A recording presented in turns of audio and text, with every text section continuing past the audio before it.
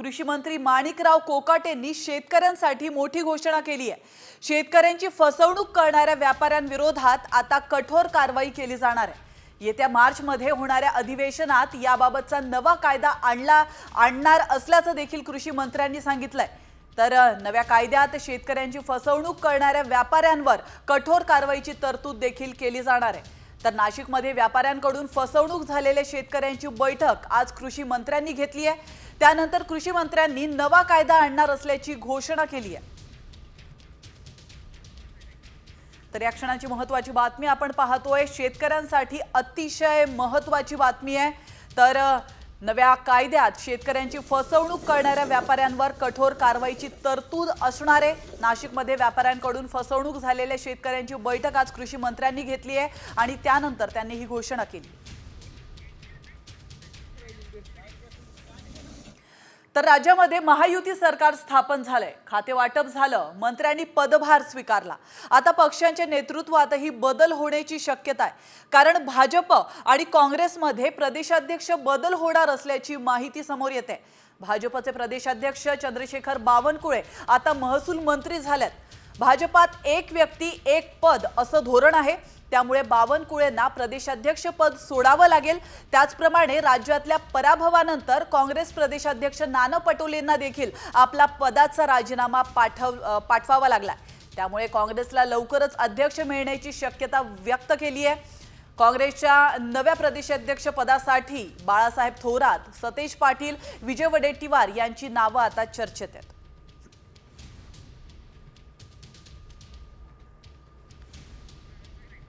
तर या क्षणाची महत्त्वाची बातमी आपण पाहतोय, भाजपचा नवा प्रदेशाध्यक्ष कोण असा प्रश्न आता उपस्थित होतोय। त्याप्रमाणे आता काँग्रेसच्या देखील हालचाली सुरू झालेल्या आहे। काँग्रेसचा देखील प्रदेशाध्यक्ष बदलण्याची शक्यता आहे।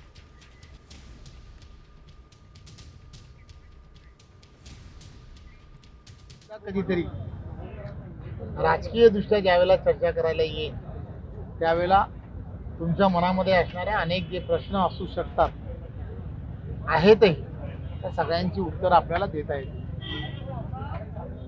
आम्ही सर्वजण भारतीय जनता पार्टीचे कार्यकर्ते आहोत। कार्यकर्ता म्हणून ज्या ज्या जबाबदाऱ्या ज्या ज्या ठिकाणी दिल्या जातात त्या त्या ठिकाणी त्या जबाबदाऱ्या पार पाडण्याचं काम आम्ही करत असतो। तर दुसरीकडे पालकमंत्री पदावरून मुख्यमंत्री देवेंद्र फडणवीसांनी मोठं विधान केलंय। बीडला पाठवलं तरी मी जाईन, मात्र गडचिरोलीचं पालकमंत्रीपद घेण्याची इच्छा असल्याचं फडणवीसांनी स्पष्ट केलंय। पालकमंत्री पदावरून महायुतीमध्ये रस्सीखेच सुरू असल्याची माहिती आहे। मात्र पालकमंत्र्यांबाबत बावनकुळे आणि दोन्ही उपमुख्यमंत्री बसून निर्णय घेतील असंही फडणवीस म्हणाले।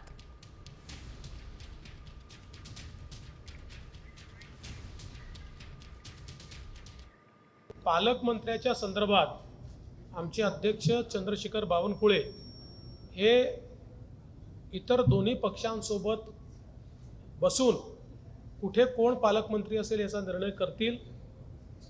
ते जो निर्णय करतील तो मला मान्य असेल। त्यांनी मला बीडला जायला सांगितलं, बीडला देखील जाईल, किंवा त्यांनी जिथे जायला सांगितलं तिथे जाईल। साधारणपणे मुख्यमंत्री कुठलं पालकत्व ठेवत नसतात, पण माझी स्वतःची इच्छा आहे की गडचिरोली मात्र मी स्वतःकडे ठेवू इच्छितो। अर्थात या तीन नेत्यांनी मला मान्यता दिली तरच ठेवी। आणि आता एक धक्कादायक बातमी कल्याणमधून। कल्याणमध्ये अल्पवयीन मुलीचं अपहरण करून तिची निर्घृण हत्या करण्यात आली आहे। हत्या करण्याआधी या अल्पवयीन मुलीवर लैंगिक अत्याचार करण्यात आल्याचं देखील समोर आलं। आणि या प्रकरणात पोलिसांनी नराधम विशाल गवळीला आणि त्याच्या तिसऱ्या पत्नीलाही बेड्या ठोकल्यात। मुख्य आरोपी विशाल गवळी आपल्या बायकोच्या गावी लपून बसला होता। आरोपीच्या पत्नीने मुलीच्या मृतदेहाची विल्हेवाट लावण्यासाठी मदत केली होती, तर मुलीला घेऊन जाणाऱ्या रिक्षा चालकालाही पोलिसांनी बेड्या ठोकल्यात। विशाल गवळीला फासावर लटकवण्याची मागणी आता कल्याणच्या नागरिकांनी केली आहे।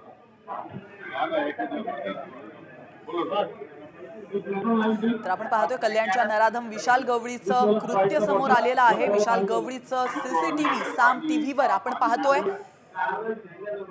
तर एका अल्पवयीन मुलीचं लैंगिक शोषण करून त्याने तिची हत्या केली होती आणि या विशाल गवळीचं सीसीटीव्ही फुटेज आता साम टीव्हीच्या हाती लागलंय। आपण या स्क्रीनवर पाहू शकता। नराधम विशाल गवळीने अल्पवयीन मुलीची निर्घृण हत्या केलेली आहे आणि लाजिरवाणी बाब म्हणजे त्याच्या तिसऱ्या पत्नीने त्याची साथ देखील दिली. झाल्याची अत्यंत धक्कादायक घटना घडली.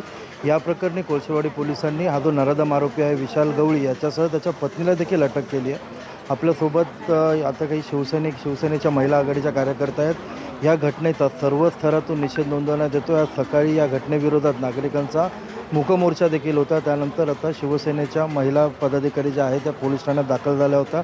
अत्यंत आक्रमक पवित्रा त्यांनी या ठिकाणी दाखवला होता. या आरोपीला कठोरातली कठोर शिक्षा व्हावी अशी मागणी त्यांनी केली होती. आपल्यासोबत या काही महिला आघाडीच्या पदाधिकारी आहेत. ताई, काय सांगाल, काय मागणी आहे या घटनेत? मागणी हीच की त्याला कठोर शिक्षा. त्याने कल्याण पूर्वेला काळीमा फासलेली आहे. छत्रपती शिवाजी महाराजांचा इतिहास घडलेल्या कल्याण पूर्वेमध्ये जर त्याने एवढं क्रूर कृत्य केलेलं आहे तर त्याला दिल्लीच्या निर्भया जे हत्याकांड घडले त्यापेक्षाही जास्त वाईट परिस्थिती आमच्या मुलीची झालेली आहे. ही आमची सर्वांची कल्याण पूर्वेची मुलगी आहे आणि त्या मुलीवरती जो अन्याय झालेला आहे त्यासाठी लढा पुकारू. त्याला कुठलीही कायद्याची पळवाट मिळू नये एवढी आम्ही विनंती पोलीस स्टेशनला केली आहे. पण त्यातूनही जर तो सुटला तर तो रस्त्यावरती फिरू शकणार नाही. हे आम्ही आमच्या शिवसेने स्टाईलमध्ये त्याला करून दाखवू. आपल्यासोबत आणखी काही महिला पदाधिकारी आहेत. ताई, हा जो विशाल गवळी आहे याच्यावर याआधी देखील 4 ते 5 विनयभंगाचे गुन्हे दाखल आहेत. तो शिक्षा बघून देखील आला. मात्र कुठेतरी हे सगळं थांबत नाही आहे. तर काय सांगाल तुम्ही, काय शिक्षा झाली पाहिजे? आता त्याचं जीवनच थांबलं पाहिजे एवढीच आम्हाला त्याला शिक्षा पाहिजे. जसं त्या मुलीचं निष्पाप जीवन त्याने कळी खुडल्यासारखं तिला खुडून टाकले तसं त्याचंही जीवन आता खुडून टाकायचं आहे आम्हाला. जर कायद्याने नाही खुडलं ना तर आम्ही त्याचं जीवन खुडायला तयार आहोत. त्याला या जगातून आम्हाला या ठिकाणी नाहीसं झालेलं पाहिजे. एवढीच कठोर शिक्षा आमच्या मनामध्ये या ठिकाणी एक माता म्हणून निर्माण झालेली आहे की त्याला पुन्हा जगण्याचा अधिकार नाही. आणि त्याला याच्यामध्ये म्हणजे त्याला गुन्ह्यामध्ये ज्यांनी सहकार्य केले त्याच्या घरातल्यामध्ये त्याची पत्नी असू दे, त्याचे भाऊ असू दे किंवा त्याचे मित्र असू दे, त्यांनाही या ठिकाणी जगण्याचा अधिकार कायद्याने दिला नाही पाहिजे. तर कल्याणच्या या नराधमाला आता काय शिक्षा होते आणि कधी त्याच्यावर कारवाई केली जाते हे पाहणं महत्त्वाचं ठरणार आहे. आता घेऊयात बातम्यांचा वेगवान आढावा. Top 50 news. पुण्यातील 234 वर्ष जुन्या चर्चमध्ये ख्रिसमस साजरा करण्यात आलाय. दरम्यान चर्चमध्ये सुंदर आरास करण्यात आली आहे.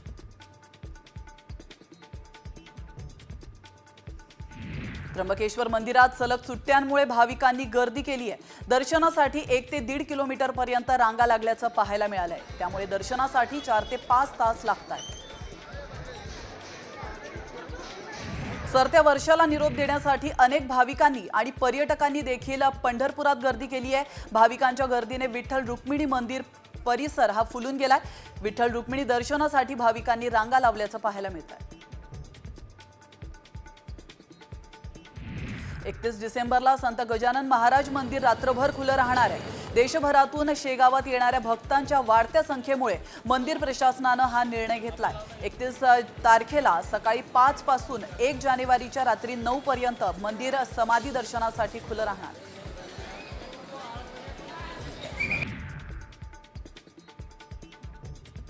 तुळजाभवानी मंदिर आजपासून 1 जानेवारीपर्यंत 22 तास खुलं राहणार आहे. तर सलग सुट्ट्यांमुळे तुळजाभवानी मंदिरात दर्शनासाठी गर्दी होते. या पार्श्वभूमीवर मंदिर संस्थाननं हा निर्णय घेतला. माथेरानमध्ये ख्रिसमस आणि नववर्षामुळे पर्यटकांची मोठी गर्दी झाली आहे. देशभरातून पर्यटक निसर्गाचा आणि थंडीचा आनंद घेण्यासाठी इथं दाखल झालेत. ख्रिसमसची सजावट करून पर्यटकांचं स्वागत केलं जात आहे. त्यामुळे माथेरानमध्ये मोठ्या प्रमाणात पर्यटक आणि हॉटेल हाऊसफुल झाले. नाताळच्या सुट्ट्यांमुळे लोणावळा शहर हाऊसफुल झालंय. तर देशभरातून अनेक पर्यटक लोणावळ्यामध्ये दाखल झालेत. तर लॉयन्स आणि टायगर पॉइंटवर पर्यटकांची गर्दी पाहायला मिळते. रत्नागिरीत नाताळ सुट्टीमध्ये पर्यटकांनी सर्वाधिक पसंती ही कोकणाला दिली आहे.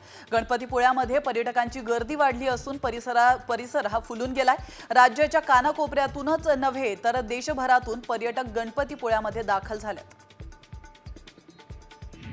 नाताळ सण आणि 31च्या पार्श्वभूमीवर मुंबई पोलिसांनी शहरात विविध ठिकाणी नाकाबंदी केली आहे. रस्त्यावरून जाणाऱ्या प्रत्येक वाहनाची कसून तपासणी केली जाते. तर फार्म हाऊस, रिसॉर्ट्स, रेती बंदर, समुद्रकिनारी पोलिसांची गस्त वाढवण्यात आली आहे. तर बार, पब यांनी ठरवून दिलेल्या वेळेचं उल्लंघन केल्यास त्यांच्यावरही कारवाई केली जाणार आहे. and its nearby areas has been increased with complete. Himachal प्रदेशातील जोरदार बर्फवृष्टीमुळे अटल बोगदा प्रवाशांसाठी बंद करण्यात आलाय. कालच अटल बोगद्यामध्ये 1000 पेक्षा जास्त गाड्या अडकल्या होत्या. रात्री उशिरापर्यंत या सर्व गाड्या बाहेर काढून 8000 पर्यटकांची सुटका करण्यात आली आहे. मात्र खबरदारीचा उपाय म्हणून पुढील आदेश येईपर्यंत अटल बोगदा प्रवाशांसाठी बंदच राहणार आहे. जम्मू काश्मीरच्या डोडामध्ये मोठ्या प्रमाणात बर्फवृष्टी झाली आहे. दरम्यान या बर्फवृष्टीचा पर्यटक आनंद घेताना पाहायला मिळत आहे. जम्मू काश्मीरमध्ये बर्फवृष्टीमुळे परिसर फुलून गेलाय. डोंगरावर मोठ्या प्रमाणात बर्फाची चादर पसरली असून पर्यटकांसाठी हे आकर्षण ठरत आहे.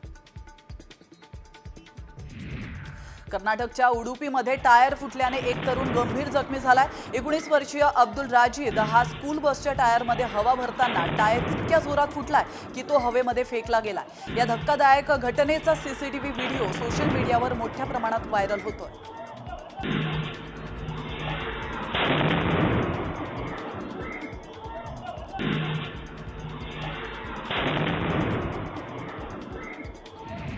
कझाकस्तानच्या अक्ताऊमध्ये प्रवासी विमान कोसळलंय. अझरबैजानवरून हे प्रवासी विमान 72 जणांना घेऊन रशियाला जात होतं.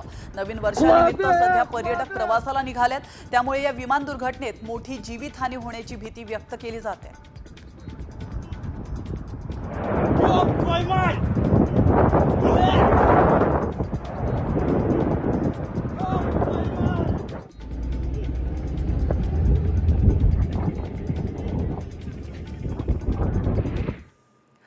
आणि आता एक महत्त्वाची ब्रेकिंग न्यूज समोर येते. चंद्रशेखर बावनकुळे यांनी रामटेक बंगला नाकारल्यानंतर रामटेक बंगला चर्चेत आला. मात्र या बंगल्यामध्ये जे राहिले ते मुख्यमंत्री पदापर्यंत पोहोचलेत. त्यामुळे आपण यापेक्षाही मोठ्या पदावर जाऊ असा विश्वास आमदार दीपक केसरकर यांनी व्यक्त केलाय. तर रामटेक बंगला कुणालाच नको असेल तर आपल्याला द्या असं सामाजिक न्यायमंत्री संजय शिरसाट यांनी म्हटलंय.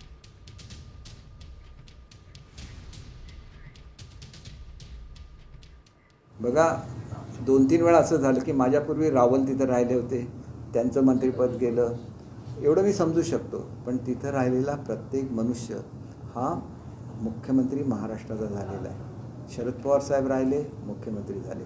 विलासराव देशमुख राहिले, मुख्यमंत्री झाले. शिवाजीराव पाटील निलंगेकर राहिले, मुख्यमंत्री झाले. म्हणजे निलंगेकर साहेबांच्या बाबतीत कोणी असं एक्सपेक्टच केलं नव्हतं, मुख्यमंत्री झाले. मग तो वाईट आहे का बंगला?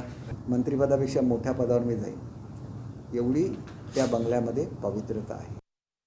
ते योगायोग म्हणा का तिथं गेल्यानंतर घडल्यात म्हणा, परंतु असं त्या रामटेकबद्दल अनेक स्टोरीज ह्या आपल्याला ऐकायला मिळालेल्या आहेत. पंकजाताईने स्वतः तो बंगला डिमांड करून मागितला की त्या वडिलांचं तिथं वास्तव्य होतं, म्हणून कालच तो बदलही झालेला आहे. आणि रामटेकला मला वाटतं तर पंकजाताई जाणार आहेत आणि बावनकुळे त्यांच्या बंगल्यात जाणार आहे. परंतु बंगल्यामध्ये काही दोष नसावा असं माझं मत आहे. काही सरकारची ॲडजस्टमेंट असते, त्या ॲडजस्टमेंटनुसार हे बंगले वाटप केले जातात, म्हणून त्यात एवढं काही वाईट वाटण्यासारखं नाही.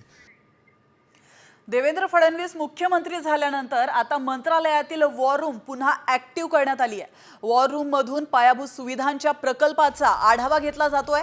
2014 मध्ये फडणवीस मुख्यमंत्री झाल्यानंतर त्यांनी वॉर रूमची स्थापना केली होती.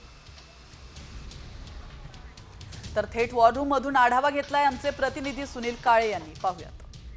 मुख्यमंत्री देवेंद्र फडणवीस यांनी शपथ घेतल्यानंतर 2014 ते 19 वॉर रूम स्थापन केली होती. पण मागच्या काळामध्ये ते वॉर रूम जे आहेत ते वेगळ्या पक्षाचं सरकार, महाविकास आघाडी सरकार आल्यामुळे ते नव्हतं. पण आता पुन्हा एकदा मुख्यमंत्री वॉर रूम जे आहे ते बनवण्यात आलेलं आहे, ज्यामध्ये मोठमोठ्या पायाभूत सुविधा आणि त्यांच्या प्रकल्पांचा आढावा जो आहे तो घेतला जाणार आहे. त्याची तयारीसुद्धा करण्यात आलेली आहे. आणि हे मुख्यमंत्री वॉर रूम आधीच ज्यावेळेस 2014 ते 2019 फडणवीस होते त्या काळात हे या ठिकाणी होतं. आता त्याची तयारीसुद्धा करण्यात आलेली आहे. आणि त्यानंतर महाविकास आघाडीचं सरकार आल्यानंतर हे वॉर रूम जे आहे ते बंद करण्यात आलेलं होतं. मुख्यमंत्री संकल्प कार्यालय अशा पद्धतीचं ते चित्र होतं. आणि त्यानंतर आता पुन्हा मुख्यमंत्री देवेंद्र फडणवीस या ठिकाणी आल्यानंतर हे वॉर रूम जे आहे ते बनवण्यात आल्याचं आपल्याला पाहायला मिळतंय. आणि यातून पायाभूत सुविधांच्या संदर्भातले जे मोठमोठे प्रकल्प असतील किंवा मुख्यमंत्र्यांच्या संदर्भातले जे मोठमोठे प्रकल्प असतील त्याचा आढावा या वॉर रूमच्या माध्यमातून घेतला जाणार आहे. कॅमेरामन अरविंदसह सुनील काळे, साम मराठी, मुंबई. आणि आता पुन्हा घेऊयात बातम्यांचा वेगवान आढावा टॉप 50 न्यूज. लॅपटॉप किंवा मोबाईल फोनवरून डेटा ॲक्सेस करण्यापासून सुप्रीम कोर्टाने ईडीला मनाई केली आहे. लॅपटॉप आणि मोबाईलवरील डेटा परस्पर कॉपी करण्यास सुप्रीम कोर्टाने मनाई केली आहे. लॉटरी किंवा सॉर्टियागो मार्टिन प्रकरणामध्ये सुप्रीम कोर्टाने हा महत्त्वपूर्ण निर्णय दिला आहे.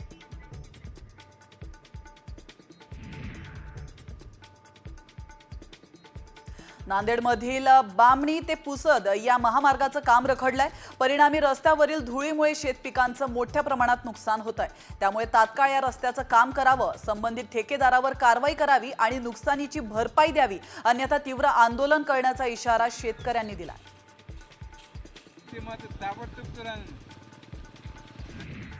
अंबरनाथच्या सर्वोदय नगरमध्ये पाणी टंचाई मोठी समस्या निर्माण झाली आहे. पुरेसं पाणी मिळत नसल्यानं स्थानिकांनी महाराष्ट्र जीवन प्राधिकरण कार्यालयावर धडक मोर्चा काढला.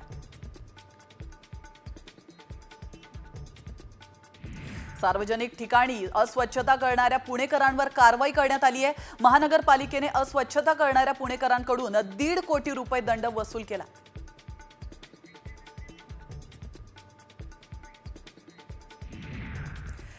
आणि आता एक महत्त्वाची बातमी शेतकऱ्यांसाठी आणि सर्वसामान्यांसाठी सर्वात महत्त्वाची बातमी. वर्ष अखेरीसह राज्यात पाऊस धुमाकूळ घालण्याची शक्यता आहे. जोरदार पावसासह काही ठिकाणी गारपीट होण्याचीही शक्यता आहे.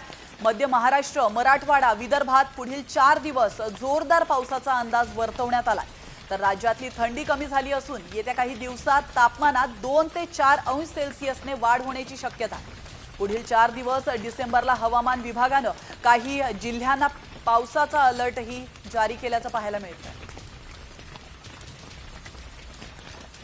24 तारीख आणि 27 तारखेला या 2 दिवसात राज्यामध्ये मेघगर्जनेसह पावसाची शक्यता वर्तवली. काही ठिकाणी तो हलका पाऊस असेल. 26 तारखेला बऱ्याच अंशी तो उत्तर मध्य महाराष्ट्र म्हणजे नंदुरबार, धुळे, नाशिक या सर्व भागामध्ये असण्याची शक्यता आहे. आणि 27 तारखेला तो उत्तर मध्य महाराष्ट्र म्हणजे त्याच्यामध्ये मग वरचे जिल्हे आणि मग पुणे घाट भाग या भागामध्ये पण त्याच्या प्रकारची शक्यता आहे. आणि आता तुमच्या आमच्यासाठी अतिशय महत्त्वाची बातमी आहे. वाहनाचा अपघात घडल्यास जीवदान देणारी एअरबॅगच एका 6 वर्षीय मुलाच्या मृत्यूला कारणीभूत ठरते. नवी मुंबईतील वाशी येथील विचित्र अपघात घडलाय. नक्की काय घडलंय आणि काय काळजी घेतली पाहिजे यावरचा एक स्पेशल रिपोर्ट. एअरबॅगनं घेतला मुलाचा जीव. जीवदान देणारी एअरबॅगच उठली जीवावर.